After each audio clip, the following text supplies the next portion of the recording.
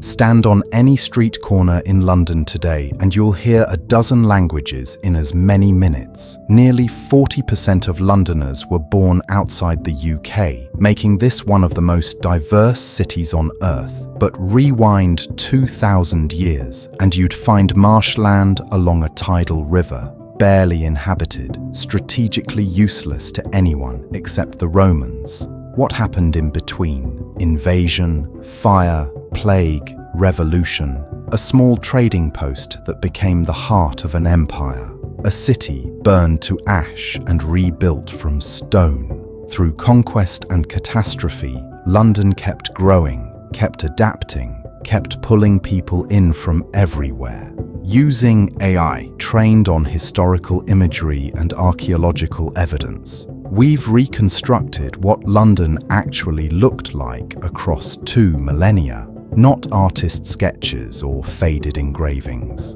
The cobblestones, the crowds, the smoke rising from medieval chimneys. You're about to witness almost 2,000 years of history. This is the entire story of London. Let's go back to where it all began. The Romans. The year is 43 AD. 4 Roman legions have just landed on the Kent coast under Emperor Claudius, and they're pushing inland. They need a place to cross the Thames, somewhere they can build a bridge and establish supply lines back to the continent. They find it here, at the river's lowest crossing point before it widens into an estuary. The location is perfect, deep enough for ships, narrow enough for a bridge, far enough inland to be defensible. Within a decade, Londinium is bustling. Merchants from Gaul, soldiers from Syria, traders from North Africa, all converging on this brand new Roman port town. The Romans build their bridge exactly where London Bridge stands today. Around it, wooden warehouses and shops spring up almost overnight. By 60 AD, Londinium has maybe 30,000 people. Not huge by Roman standards, but growing fast. Then disaster strikes. Queen Boudica of the Iceni tribe has had enough of Roman occupation. Her husband died, and Roman officials publicly whipped her and assaulted her daughters. Her response? Rebellion. She raises an army of thousands and marches on Londinium. The Roman governor makes a brutal calculation. He can't defend the city, so he evacuates whoever can travel and abandons everyone else. Boudica burns Londinium to the ground. Archaeological digs have found a thick layer of red ash beneath the modern city, evidence of that destruction. Coins melted by the heat, charred timbers, the remains of people who couldn't escape. The Romans rebuild, bigger and more permanent than before. They construct a massive defensive wall around the city, 2 miles long, 20 feet high in places, with gates controlling every entrance. Parts of that wall still stand 2,000 years later, visible in random corners of the modern city. At its peak, Londinium is home to maybe 60,000 people, making it the largest city in Britannia. They build an amphitheater where gladiators fight and criminals are executed. Public baths where everyone from slaves to officials comes to socialize. A forum for commerce and politics. This isn't some frontier outpost anymore. It's a proper Roman city. The Thames becomes a highway for trade.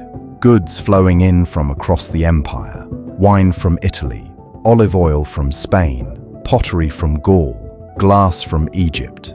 For 3.5 centuries, Londinium thrives.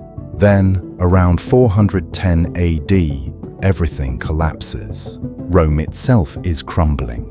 Barbarian tribes are hammering the empire from all sides. Britain is too far away, too expensive to defend. Emperor Honorius sends word to the British provinces. You're on your own. The legions pull out. Without Rome, Londinium's entire economy collapses overnight. The trade networks that brought wine from Gaul and olive oil from Spain simply stop. Roman currency becomes worthless. The merchants leave, the officials leave, the skilled craftsmen leave. Within a generation, a city of perhaps 50,000 people dwindles to a few hundred squatters living in the ruins. For the next 2 centuries, the grand buildings slowly fall apart. Roofs cave in, walls crumble, weeds push through mosaic floors. But the Thames keeps flowing, and rivers have a way of attracting new people with new ideas about what a city should be. The Saxons, a new settlement. The Saxons who settle in Britain after the Romans leave don't particularly like cities. They're farmers, village people. They actually avoid the old Roman city, seeing it as haunted, cursed by the ghosts of its former inhabitants. One Saxon poet calls the ruins the work of giants, unable to imagine how mere humans could have built such massive structures. Instead, around 670 AD, they build a new settlement about a mile west of the Roman walls. They call it Londonwic, London trading town. This is where modern Covent Garden and the Strand are today. If you're watching a performance at the Royal Opera House, you're sitting directly above Saxon London. By the early 700s, Londonwic is thriving. Goods flowing in from all over, amber from the Baltic, millstones and wine jars from the Rhineland, pottery and metalwork from France and Germany. At its peak, Londonwic might have 8,000 people living there. Not huge, but successful. Then the Vikings arrive. Starting in the late 8th century, Norse raiders keep hitting the settlement. These aren't just raids anymore. They're coming up the Thames in force, in fleets of longships. In 842, they sack Londonwic completely. In 851, they do it again. King Alfred the Great finally has enough. In 886, he retakes London from the Danes and does something clever. He abandons Londonwic and moves everyone back inside the old Roman walled city, which is much easier to defend. He repairs the ancient walls, recuts the defensive ditches, organizes the street layout. The city is now called Londonburg, London Fortress. Londonwic is left empty, gradually earning a new name, Ealdwic, the old settlement. That name survives today as Aldwych, the curved street in central London.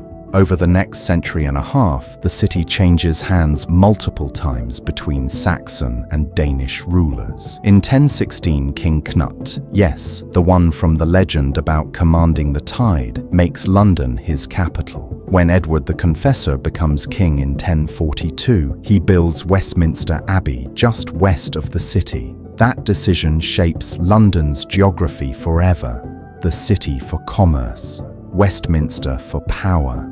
2 separate places that will eventually merge into one massive metropolis. Edward the Confessor dies childless in January 1066. England tears itself apart over who should rule next. Harold Godwinson is crowned king, but across the Channel, William, Duke of Normandy, claims Edward promised him the throne. In September, Harold marches north to fight off a Norwegian invasion. He wins, but he's barely caught his breath when news arrives. William has landed on the south coast with 7,000 Norman soldiers. Harold rushes his exhausted army south and meets William at Hastings on October 14th. By nightfall, Harold is dead with an arrow in his eye, and William has won England. On Christmas Day, 1066, he's crowned King of England at Westminster Abbey. The Anglo-Saxon era is over. The Normans have arrived, and they're going to rebuild England in their own image, starting with London. William doesn't entirely trust London's population. They supported Harold, after all, so he builds not 1, but 3 fortresses to keep them in line. The biggest becomes the Tower of London, which starts as a symbol of oppression. and will remain a symbol of royal power for the next 1,000 years.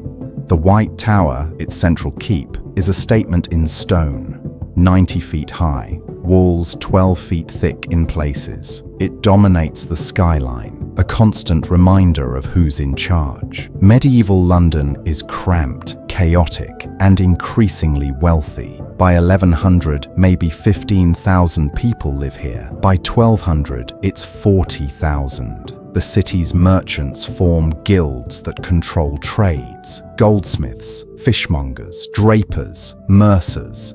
These guilds become so powerful that the king has to negotiate with them. In 1215, when the barons force King John to sign the Magna Carta, London's support is crucial. The city extracts its own concessions: the right to elect its own mayor, freedom from arbitrary taxes. London Bridge is rebuilt in stone between 1176 and 1209. It takes 33 years to build. Shops and houses line both sides, creating a street across the water. The bridge has a chapel, a drawbridge, even heads of traitors displayed on spikes as a warning.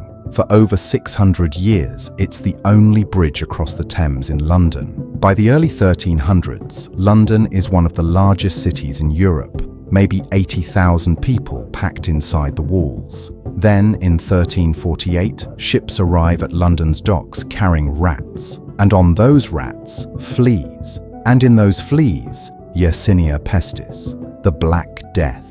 Within 2 years, somewhere between a third and half of London's population is dead. The city that had grown to 80,000 people is suddenly half empty. Entire streets are abandoned. Bodies pile up faster than they can be buried. Mass graves are dug in fields outside the city walls. The city recovers slowly, painfully.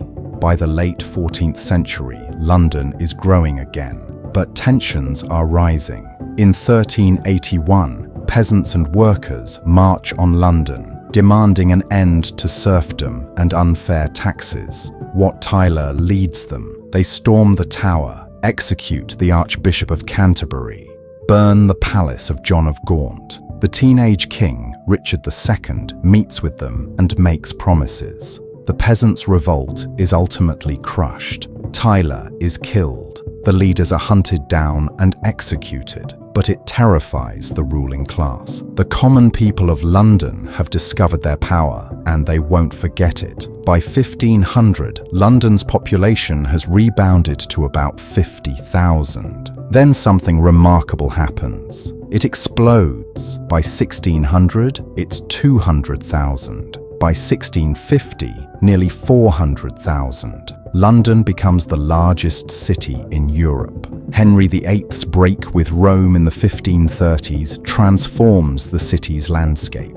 Henry wanted to divorce his first wife, but the Pope refused. So Henry broke away from the Catholic Church, made himself head of the Church of England, and shut down all the monasteries.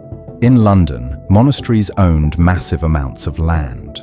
Once Henry seized it, that property became available. Aristocrats and wealthy merchants bought it up and built grand houses. Suddenly, London had room to expand beyond its medieval walls. Under Queen Elizabeth I, London becomes the cultural capital of Europe. The Globe Theatre opens on the South Bank in 1599. Shakespeare is staging Hamlet, Othello, King Lear. Meanwhile, merchants are getting wealthy from trade with the New World and Asia. The East India Company is founded in 1600, setting the stage for empire. But London has always been vulnerable to two things: disease and fire. The city is built almost entirely of timber, with thatched roofs, dried straw and reeds. Houses are packed close together, upper floors overhanging narrow streets, nearly touching across the gaps. Open fires in every building for cooking and heating. Candles everywhere. No fire departments. It's a tinderbox waiting for a spark. Both disasters strike in the 1660s with devastating effect. In 1665, the plague returns. Not the Black Death exactly, but close enough.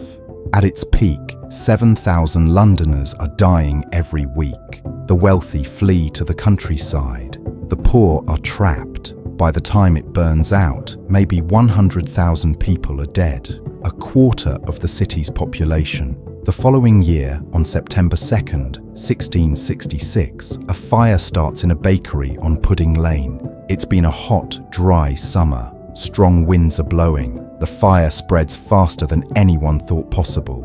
For 4 days, London burns. 85% of the city within the walls is destroyed. 13,000 houses gone. 87 churches, including the old St. Paul's Cathedral. Remarkably, only about 6 people officially die in the fire itself, but 100,000 are left homeless. Christopher Wren sees an opportunity. He proposes a completely new city plan. Wide boulevards, classical architecture, open squares. It's an enlightened vision, and it's almost completely rejected. Property rights are too complicated, rebuilding too urgent. Most streets follow their medieval patterns, but the city is rebuilt differently. New building regulations require brick and stone instead of timber and thatch, far more resistant to fire. And Wren does get to rebuild St. Paul's Cathedral. The new one, with the iconic dome, takes 35 years to complete. It's still there, dominating the skyline, one of the few buildings to survive the Blitz centuries later.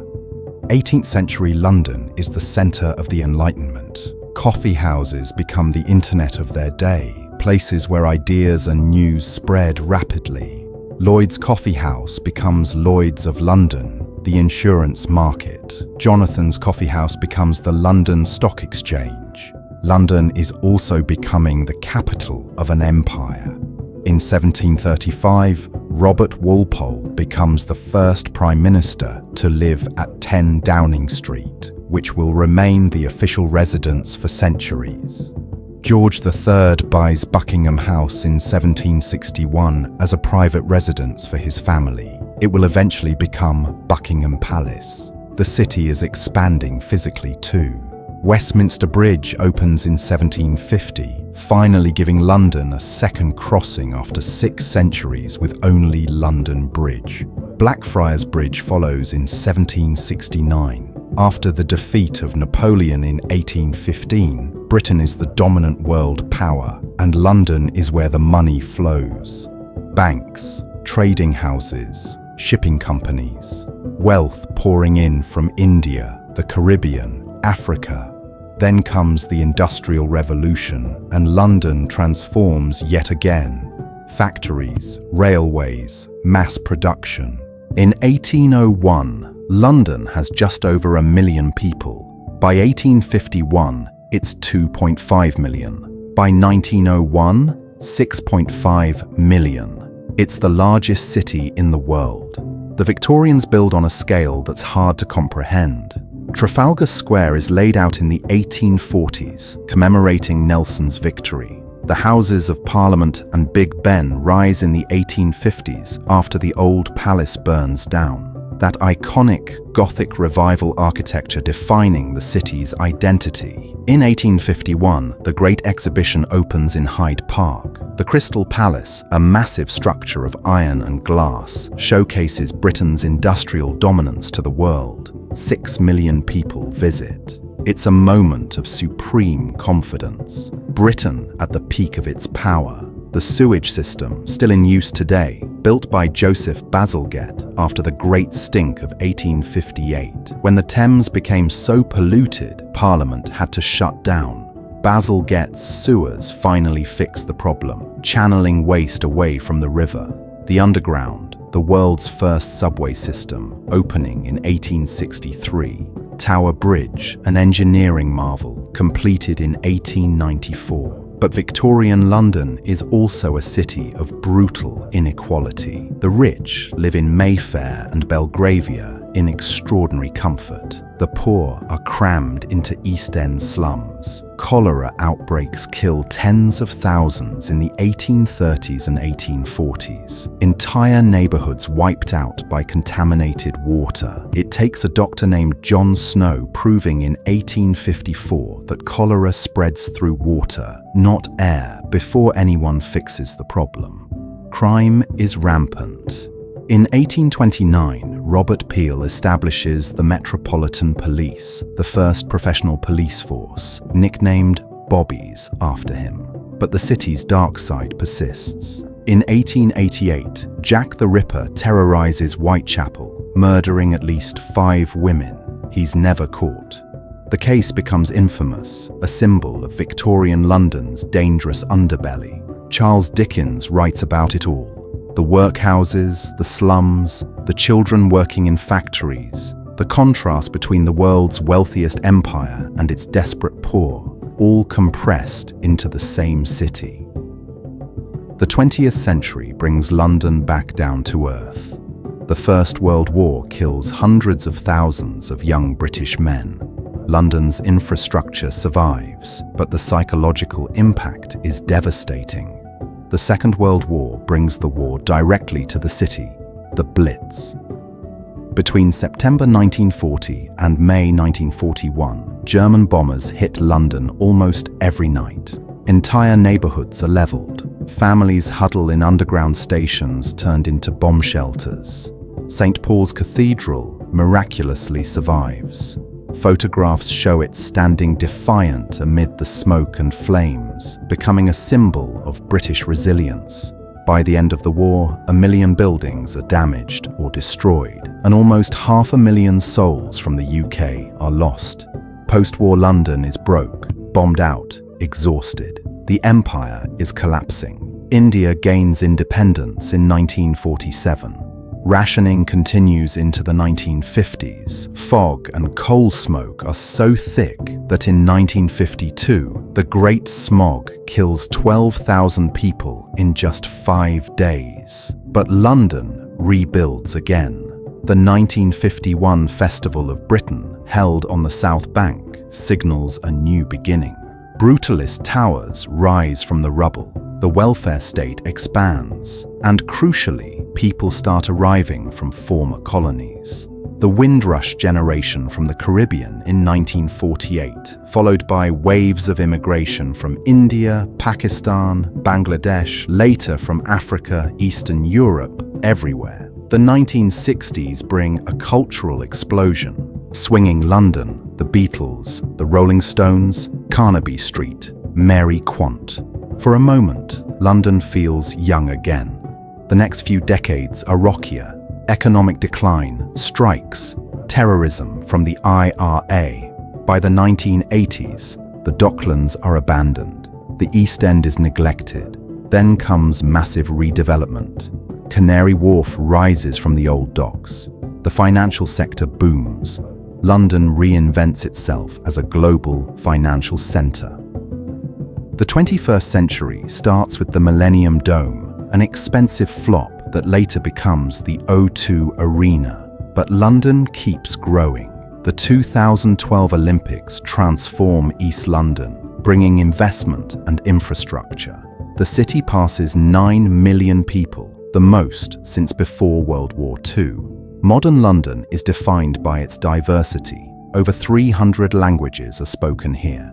Entire neighborhoods have their roots in different parts of the world. Brixton's Caribbean culture, Southall's South Asian community, Chinatown, Turkish Dalston, Polish Hammersmith.